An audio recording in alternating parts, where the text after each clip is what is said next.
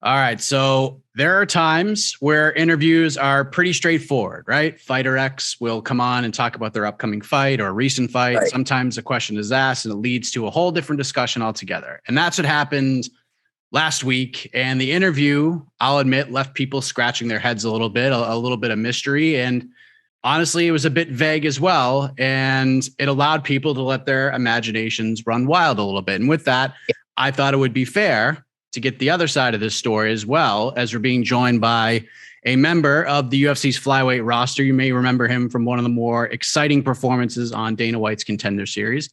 Happy to be joined right now by JP Bays. JP, how are you, man? I appreciate you doing this. I'm good, sir. Thank you for having me, man. It's been a while that I've been in silence, so thank you for giving me the platform to speak. Absolutely. So, of course, the interview I'm speaking of was the one with Cheyanne Vlismas, who talked about being out of the country in a mystery location.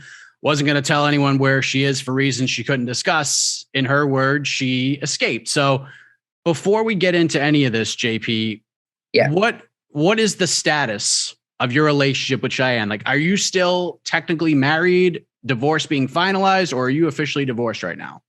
No, we're not officially divorced.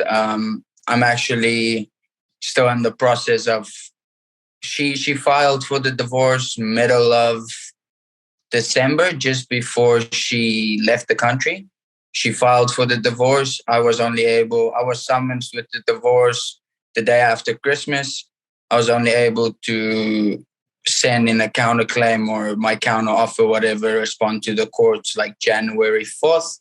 So it's still in the process. I mean, we're still married. Divorce not finalized. And I don't know, I met with people today with lawyers and attorneys, and it could still be a while before we're going to be divorced. Okay, so the article and the video dropped on Sunday on MMA Fighting. The audio version dropped a couple days prior to that, but obviously it got some attention. She was coming off the big win. That led to a lot of uncertainty. She doesn't know when she'll be able to fight again due to reasons she couldn't discuss. So we'll touch on some of the intricacies of the piece in a minute, but you obviously caught wind of this interview, JP. I assume you were made aware of it not long after it was dropped. How did you react to it right off the bat? You know, it's been a little bit frustrating from my side, trying to, number one, keep quiet and focus on myself. Number two, trying to heal through this whole process. Number three, trying to figure out my life and my situation and things that's going on in my personal life. If every day my phone just gets blown up by people because of things that she says publicly or posts. For example, the article states that she's hidden in a mysteriously location and that she prefers not to let people know where she's at. She had to escape. The world is just exploding me every day, commenting on my stuff, sending me messages. What did you do to your wife? Why is she running from you? And it's a little bit frustrating, you know. So when I saw the interview and I listened to the interview, the article, I was like, you know, it's pretty much unnecessary, because some things is not right, and you know, it's just the way you go about things. But that literally got attention drawn to me, as if she's running away from me, physically or something. Yeah, because, and you probably know this being a professional athlete, there have been interviews in the sports world where an athlete or a spouse will throw their ex under the bus, slam, slam, slam. Here it is for the world to see. This guy's a piece of shit, whatever. In this case, right, like I said, it was quite vague. So your name was not mentioned at all. She mentioned that a divorce was part of her 2021. But again, the vagueness of it all can sometimes be more dangerous than outright slander and defiance. So is that why you felt like the need to respond? Because even though your name wasn't said, people just make assumptions, and we know what happens when people do that. You know, the world knows what's going on by her saying that we're going through a messy divorce. The world knows that, and her saying that something happened before the fight, after the fight, and she just needed to escape. And the world is just blowing me up, and I'm getting threats and stuff for stuff I didn't even do. I mean, outside of maybe the locational stuff, the geographical stuff, was there anything that she said in the interview or in that article itself that you had an issue with? Like anything you wanted to clarify? Were there any like inaccuracies maybe that you saw? The fact of the matter is, she says that she can't fight or earn any money or whatever the case is. That's her choice. That's her choice that she can't fight right now for her personal reasons of whatever is going on, But from my side, I literally cannot fight and I literally cannot earn a cent while I'm living in America right now because of my current status. So I got a fight offer and I can't fight. I can't earn money. Like, that's why I'm like, she is the one she's facing all this tough difficulties, but her life is normally going on. She has money. She's fighting. She can fight when she wants to, when she's ready. She can get a house on her name. She has her car. Like, her life is normally going on. She's in another country now, having a vacation, training every day. I can't get a house on my name. I can't get a vehicle on my name. I can't fight. I can't earn money. My life is stranded. Like, I'm not growing and going on. I'm not able to. So it's just a little frustrating, like her saying that she can't fight or earn money. That's her choice. That's her choice. So is it like, can you explain more about why you can't fight? Like, is it just like a visa thing? Like, how does that all work? Due to the divorce and us not being together, we ended up not going to my interview with immigration, which immediately expired my application for permanent residency and my work permit that I have received through Cheyanne. So with my status right now, I do not have a valid work permit to earn or fight within the United States. So I did see one fight. I think it was Dominic Wooling maybe, or somebody called you up maybe for that London card. Right. Could you fight on that London card? No, because of my status, I'm not able to travel out of the United States either. So Dominic, he called me out at flyweight, at bantamweight, which I'm potentially going back to flyweight. I got offered a fight against someone for London again at flyweight, and I still couldn't take the fight because, one, I can't travel, and two, I can't fight in the United States. So if we're speaking about one of the two of us that's inactive, it's this guy. So what like, do you have to wait till the divorce? Like, how does this work so you can actually fight again? I have to first get a new work permit, which can take up to, I potentially can only receive that work permit again by the end of the year. By the end of this year? So you might have to sit out the entire year. Correct. And not fight? Correct. I applied for a new work permit through Cheyanne on May 7th, 2021, and I still haven't received that. Obviously, that is now not valid anymore. That's how far the government is backdated. So, does the UFC know about this? Yeah. Are they trying to help you out? I've been getting unbelievable support through the UFC, through the coaches, the team. People are asking me, like, how are you able to stay in the same gym as where Cheyanne is? And it's like, I've just been getting an unbelievable amount of support from everyone through the process. People have been so supportive, and I'm just grateful for everyone that's been involved in my life. What are you going to do? I mean, I don't mean to, it's just, what are you going to do? Like, you can't work, you can't leave. What the hell are you supposed to do now? Yeah, it's a tough situation. But like I said, I'm very grateful for the people in my life. Like, if it wasn't for them, I would have been homeless. I wouldn't have food. I wouldn't have, who knows where I would have been. But the support that I've been getting through people is unbelievable. It's really like God sent them. They help me, and all they can do is take it one day at a time. And then just thinking about your UFC career, because you had that great performance on the Contender Series, and then you get thrown in there with Bruno Silva, who's just been on a tear, and then you go up and fight a madman and Montel Jackson at 135 on super short notice. Yeah. To say you've been battle tested in the UFC would be a giant understatement, would it not? You know, I probably wouldn't have wanted it any different way, you know, like Right. it's so good with the wins and things like that. But what happened? It's all good. It happened, you know, I got put in there with Bruno, which at the time I was in Texas and I was walking around really heavy. I had a huge weight cut. If I speak about 40 plus pounds to cut weight to make the weight, it was just quite a camp, you know, and having Cheyanne on the same card, it was a big camp, you know, but unfortunately that night didn't go my way. And then moving to Vegas, Cheyanne, like she was the first one in camp. Focus went on her. Like I was training, but bare minimum. I could make the weight easy. And, you know, when they offered me the fight, I took the fight.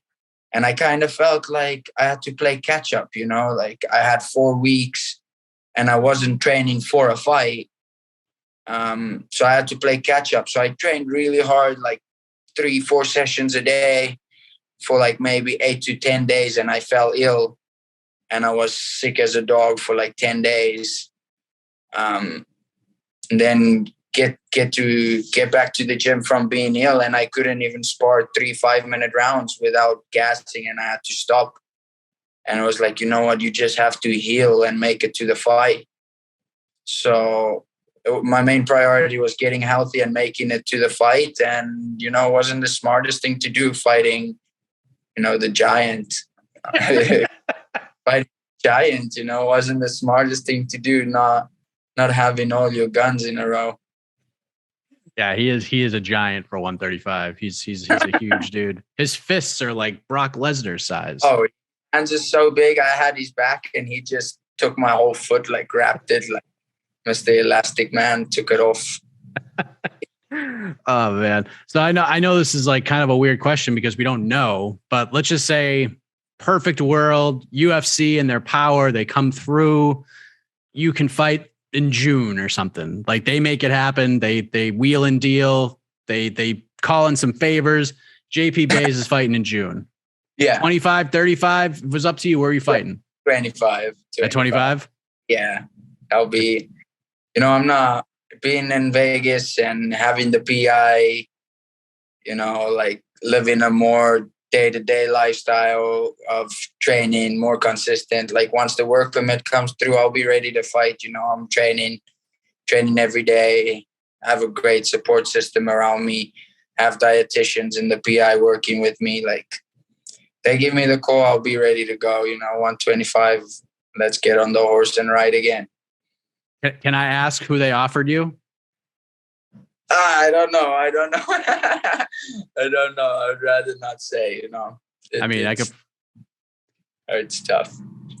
Is it a guy who didn't make weight for his Contender Series fight? Contract? Putting one together. Yeah, I mean, it was one of two guys. So if I didn't get him, I knew what the answer would have been. So I kind of 50-50'd you there. But I appreciate it. I kind of figured that's what it was because we still haven't heard his fight officially announced yet. But you have been through quite a bit, my man. What would you say would like make this new year 2022 the best it can be? Like, I know I kind of asked Cheyanne this question and I'll ask you the same thing. Like, can you even goal set for yourself right now? Like, can you even do that? I can. My goals will be, it really will not be career specific goals. You know, my goals will still pretty much be the same as what it was. You know, it's been a goal of mine to get papers to live in the country and grow my life. And, you know, it was a little different being married. My goals were different, was buy a house, do this, have a family. My goals were in that way for my life. where now it's more selfish towards myself. It's just like right now, my number one goal is to legally get my paperwork to live in the country, legally be able to get a place on my name, get a vehicle, things such as that. You know, like I kind of feel like a kid coming fresh out of high school. You know, like I cannot get nothing on my name or live my life freely. You know, I'm kind of stranded, looking in other people's eyes the whole time. So right now, my goals is just to get back on my feet. You know, I got broken down to where I was pretty much almost in the grave, and now I'm walking again. You know, soon you'll see me running, and then eventually fly. Crazy. This whole thing is just wild. Just hearing sort of both sides of this and seeing where we're at right now is just pretty wild, man. Last thing, is there anything else you want to say about this whole thing that you didn't get the chance to say? I just want to make sure that we try to cover everything and make sure you say what needs to be said here. You know, I guess what's said is said, and it is what it is. There's no more, you know, there's a lot of things that happen, but it's not going to better no one. It's not going to bring anything out of this situation. I'm really hurt out of everything. And, you know, it sucks that people that spend so much of their time together completely treat each other like strangers. It really sucks, you know, but I guess actions and reactions have led us to this point. And, you know, like, it sucks. Like, I'm still hurt by it. And, you know, I don't have much other than that. Like, there's not much that I want to say.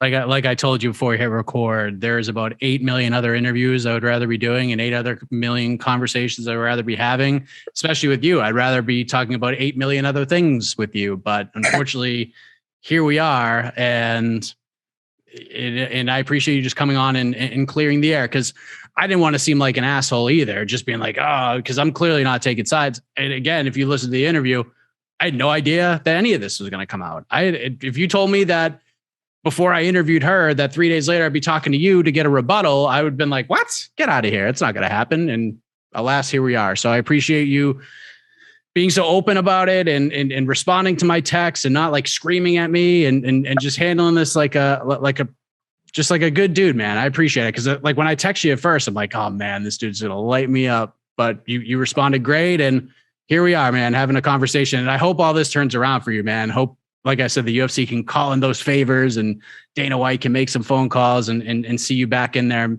doing what you love to do, man. Cause this is a sucky situation. And I mean, you're handling it as best you can, man. I mean, what else can I say? You know, just me as a foreigner and me moving here with Cheyanne from Texas to Vegas to the place where we met and started. I was brought here with her as I was the extra package, you know. I was just the plus one joining the team, and I'm just extremely grateful for the team and everyone that supports me and that is so supporting and helping me. And I mean, outside of my fighting career in my personal life, and they really have made Vegas a home for me by showing their support to me in my toughest times. And I especially want to give a big thank you to Ray Sefo that has taken me in as pretty much his son, you know, like anytime, anything I need, I can phone him and he'll be there. And I'm just out of my mind grateful for him. And then my good friend, Cris Cyborg, I'm just really grateful for her too. Like the help, and her and her family has been a true blessing to me. I'm just extremely grateful for everything that they do to me and do for me too. Having the support and the backing of such major names in the community is just undescribable, and I'm just really grateful for them. Well said, JP. Thank you again for the time. Thank you, sir.